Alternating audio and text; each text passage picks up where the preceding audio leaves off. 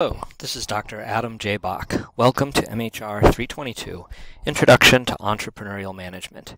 In this short video presentation, I'm going to talk you through a quick introduction to entrepreneurship, some basic information about myself, and the information that you'll need about the course in order to succeed this semester. Entrepreneurship's been defined in many ways. One of the classic definitions is provided by Schumpeter, that of creative destruction, the idea that entrepreneurship brings innovations to the market, new commodities, new technologies, new sources of supply, or even new types of organizations. These then make older technologies or businesses obsolete, or even completely change industries. Another really interesting definition is from Stevenson, the pursuit of opportunity beyond the resources you currently control. This is a really nice definition that helps explain how entrepreneurship works in practice, because many entrepreneurs pursue ideas where at the start they don't really have the skills, the resources, the finance, the assets necessary to actually be successful. And the first step of the entrepreneurial process for many of those individuals is actually acquiring the necessary resources they're going to need. Finally, I want to just share my own perspective about entrepreneurship. I see entrepreneurship as something more broad. Any situation where someone sees an opportunity and takes action to create change seems to me to be a type of entrepreneurship. This obviously applies to a much broader range of activities outside of, for example, for-profit business. So you need to be careful with that one because it would include an awful lot of people that traditionally might not be considered entrepreneurs. But I think it's helpful to recognize that entrepreneurship happens in a lot of contexts that we might not recognize right away. And I'll encourage you to think about that more later on in the course. Why is entrepreneurship important? Entrepreneurship has a significant impact on society. It's the dominant form of job creation in the United States. It's part of our dynamic economy, this process by which new ideas, new innovations, and new technologies are brought to market. Without entrepreneurs, we wouldn't see the rapid advancement in technology and capabilities. And finally, entrepreneurship is what makes it possible to bring innovations to consumer at scale. That is, rather than simply have an idea and share it with a few people, entrepreneurship is the process that makes it possible to bring innovations and ideas and technologies to thousands, millions, or even billions of people in a reasonable period of time. Second, there are many career benefits to having an understanding of entrepreneurship. In the last 50 years, career paths have become dramatically more dynamic. People tend to have more jobs in their lifetime, and those jobs tend to be different or to require more personal initiative. Even large companies are looking for employees who are more innovative, employees who can think a little bit differently, rather than just be given an assignment and told what to do. Corporations, including the largest corporations, are looking for employees who can bring a new perspective and a new understanding of how markets change and how new ideas get to market. Finally, although I would argue this is the least important, being a successful entrepreneur can generate wealth. And we'll talk a little bit more about that, but also provide you with some of the cautions around that particular issue. As a couple of examples, the Forbes 500 list for individuals provides a few folks from Wisconsin who've been very successful entrepreneurs. Some of these individuals' names may be extremely familiar to you if you are from Wisconsin, and some might be familiar to you if you're not from Wisconsin. John Menards, the founder of Menards, Herbert Kohler, the founder of Kohler Corporation, Diane Hendricks, ABC Supply Company. You might not be as familiar with that one. ABC Supply provides a variety of building and other types of construction materials. You might be very familiar with S.C. Johnson, a company that provides a substantial number of home and kitchen cleaning products, along with a variety of other consumer products. And then Judy Faulkner of Madison, whose health e-records company, Epic System, is now the dominant player in digital health records. All of these Wisconsin entrepreneurs have become incredibly successful using entrepreneurial thinking to create and grow their organizations. At the same time, I believe it's important that you choose to be an entrepreneur for the right reasons. Although these examples are wonderful examples, and obviously you're familiar with many others, such as Mark Zuckerberg or the founders of Google, Sergey Brin and Larry Page, the reality is that most entrepreneurs do not become wealthy. It is a possibility for individuals to make a great living, to provide for their families, but the examples that we've just talked about are outliers, the individuals who make millions and billions of dollars. They are outlier examples. The vast majority of entrepreneurs do not become wealthy at that scale. And my suggestion is that if you're in it for the money, then there are probably better ways to get there. If all you're really interested in is trying to generate some income, then first you might consider a corporate job, because those are stable and provide excellent income with benefits like health insurance that you might not get as an entrepreneur. And there are specific industries and sectors where you can generally be expected to do quite well, and those are areas that we teach here at the School of Business, such as finance or real estate.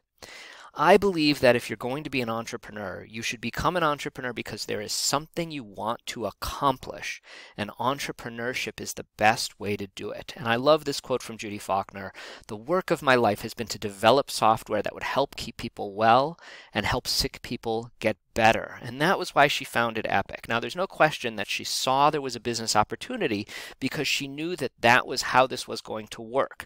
It wasn't going to be possible to generate a successful digital health records system with government funding or through some type of grants or as a nonprofit. It was going to have to be a business. But this statement that she never had any desire to be a wealthy billionaire is also proven by some of the choices she's made since she became successful. Since Epic has become a global success, Judy Faulkner has pledged 99% of her personal wealth to charity after she dies.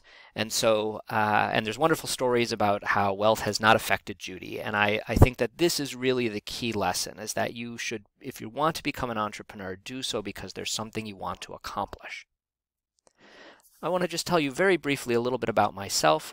I have a background in engineering originally. I did my MBA at UW-Madison and then a PhD in entrepreneurship. I've taught at a number of different universities and institutions. I'm also a serial entrepreneur. I've co-founded 5 biotechnology startup companies, 2 spun out of the University of Wisconsin. Some of those companies have been very successful. Noridius was acquired for $20 million in 2011, and Stratitech, and one of the companies I founded out of UW-Madison, was acquired for $187 million in 2016. I was co-founder and founding CEO of a company called Virtual Incision, spun out of the University of Nebraska, that's raised more than $20 million in venture capital and is still pursuing the commercialization of its surgical robots. And more recently, I spun Cellular Logistics out of UW-Madison, and I served on the board of directors and also interim CEO of that organization. I've been directly involved in helping place $10 million of venture capital investments into early stage startup companies. I've done a lot of strategy consulting, executive education. I consult to technology transfer offices and sit on board of directors. And so I hope to bring some of this experience to this course. And I encourage you, if you have questions more specifically about my entrepreneurial experience or my finance experience, you are more than welcome to reach out, and I would be happy to share stories wherever I can with you. This course gives you the opportunity to learn about entrepreneurship and to practice some entrepreneurial skills and behavior. My hope is that you'll develop an entrepreneurial mindset, because I believe that can be used in your life and your career, no matter what you choose to do. You don't need to be an entrepreneur to be in this class. You don't even have to want to be an entrepreneur to be in this class. And I don't even necessarily want you to be an entrepreneur. I'll talk a little bit more about that before I close this video. So, do you need to be an entrepreneur to take this class? Nope, you do not. You don't have to have an idea for a business. You don't have to want to be an entrepreneur. And let's be very clear, for this course, you can't be a business major. If you are a business major or you plan to be a business major, you need to switch over to 422, because if you're a business major, this course will not count towards your major. In this course, you'll learn about entrepreneurship through a variety of processes and activities. First, there's a series of audio presentations which take the place of traditional lectures. They're available to you on demand. In addition, the slide decks for each presentation is available in Canvas as well. I strongly encourage you to listen to the audio presentations at least once, and then if you need to refer to material, you can go back and use the slide decks, which may be more efficient. There's an extensive set of readings, videos, and other materials and media that you're expected to review, all of which are fair game for the quizzes and exams.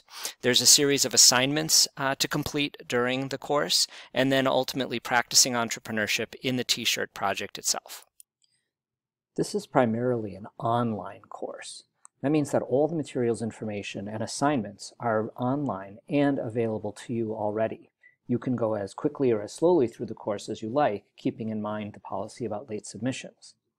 The workload, however, is pretty much the same or maybe even slightly greater than a standard course, precisely because the responsibility for staying on track and for participating in the various activities is entirely on you. There are no lectures for you to attend to kind of keep you on pace. The best thing you can do to be successful in this type of course is to pull out your calendar and set aside time each week to get the work done.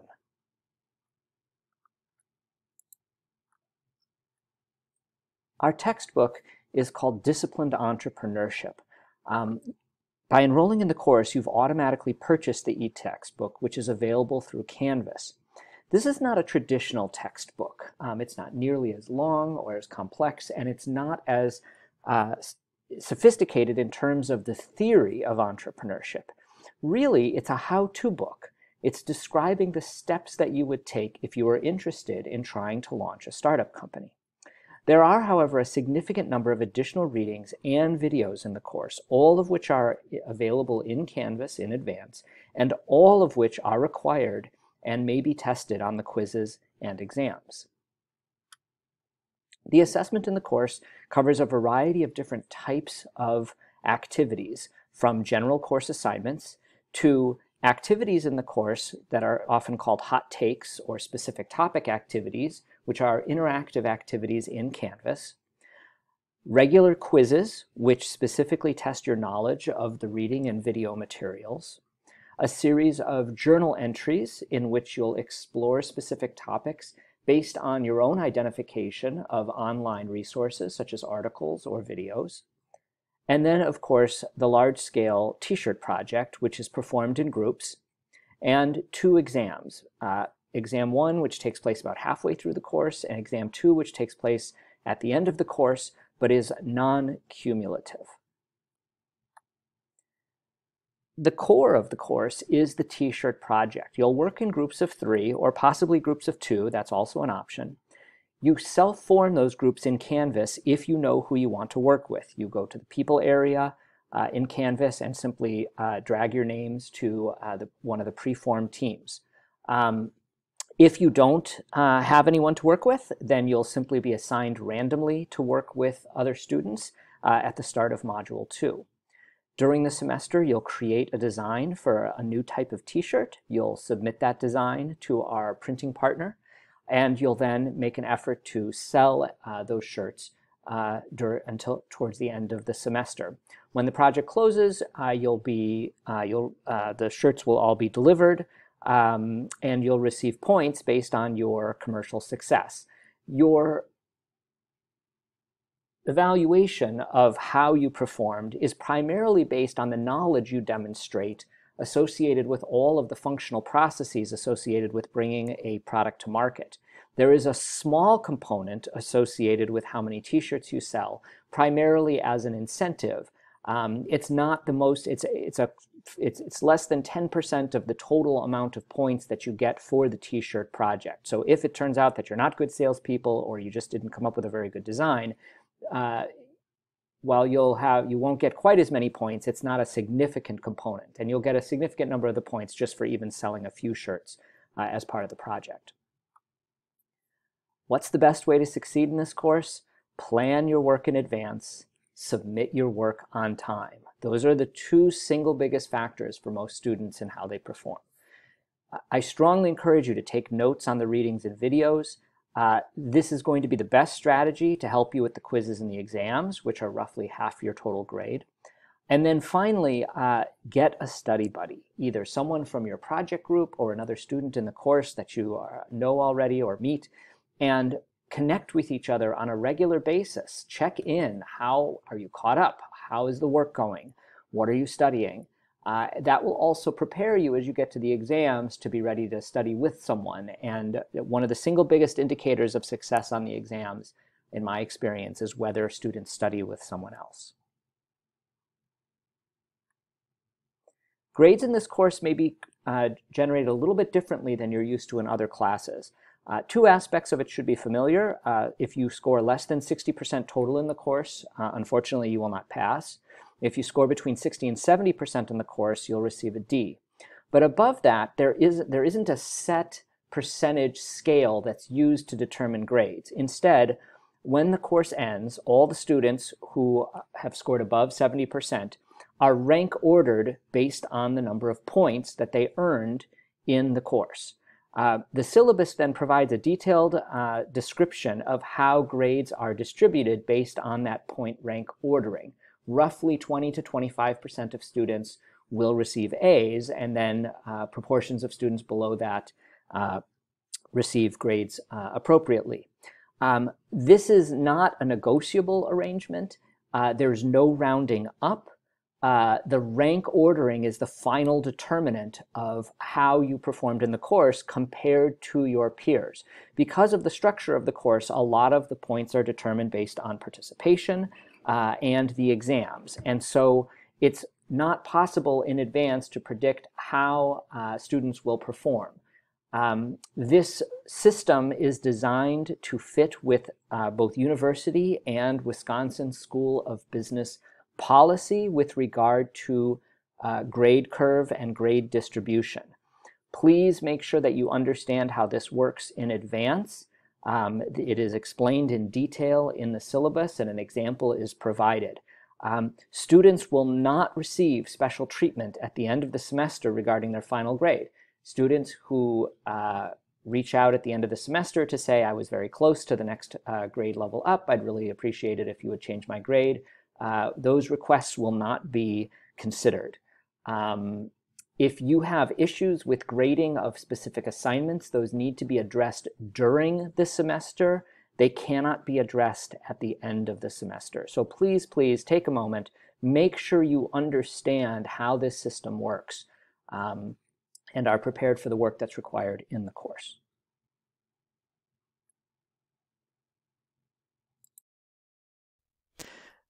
Final notes. This may sound a little odd since you're taking a class in entrepreneurship, but I don't particularly want you to be an entrepreneur, and the class is not designed to turn you into an entrepreneur. If you want to be an entrepreneur, I think that's fantastic. I've been an entrepreneur. It's an incredible experience, but it isn't for everyone.